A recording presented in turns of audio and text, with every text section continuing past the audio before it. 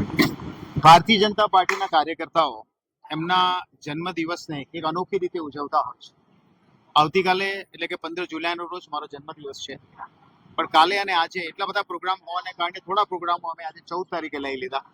અને આજે જે પ્રોગ્રામ અમે કર્યો છે એ પ્રોગ્રામ એવો છે, માનનીય પ્રધાનમંત્રીશ્રીએ કેચ ધ રેઇન 2022-23ની અંદર આ સ્લોગન પૂરા ભારત વર્ષને આપ્યું હતું. એની પાછળનો ઇન્ટરેસ્ટ એવો હતો કે વરસાદનું જે પાણી છે એને આપણે જમીનમાં કેવી રીતે ઉતારી શકીએ. અને જ્યારે માનનીય કેન્દ્રીય મંત્રી જે આપણા સુરતના જ છે CR પાટીલ સાહેબે જ્યારે જળશક્તિ મંત્રાલયનો ચાર્જ લીધો ત્યારથી એક વર્ષના સમયની અંદર 32 લાખ જેટલા પ્રકલ્પો વોટર રિચાર્જિંગના એક સાથે પૂરા ભારત વર્ષમાં કર્યા છે. આ એક રેકોર્ડ છે એવું મારું માનવું છે કે આવું કોઈ પણ જગ્યાએ કોઈ પણ દેશની અંદર કોઈ પણ PPP મોડ ઉપર એટલે કે લોકોની ભાગીદારીથી આવો કોઈ પ્રોજેક્ટ થયો હોય એ કદાચ આ સૌથી મોટો પ્રોજેક્ટ હશે.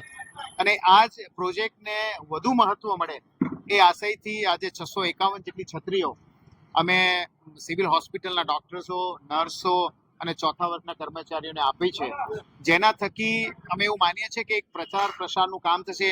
આ છત્રી જ્યાં પણ જશે, કોઈક ક્યાંક બહેનો નવસારીથી આવે છે, કોઈક વલસાડથી આવે છે, ભરૂચથી આવે છે, આ બધી જ જગ્યાએ આ કેચ ધ રેઇનના સ્લોગનવાળી છત્રીઓ એમના ઘરે પહોંચે અને એમના ફેમિલી આ છત્રીઓ જોઈને એટલીસ્ટ એમના ઘરનું પાણી જમીનમાં ઉતારે તો પણ બહુ મોટું કાર્ય થશે એવું મારું માનવું છે. 651 જેટલી છત્રીઓનું વિતરણ કર્યું છે અને હજુ પણ જેટલી જરૂર જણાશે એ છત્રીઓ અમે પ્રોવાઈડ કરતા રહીશું.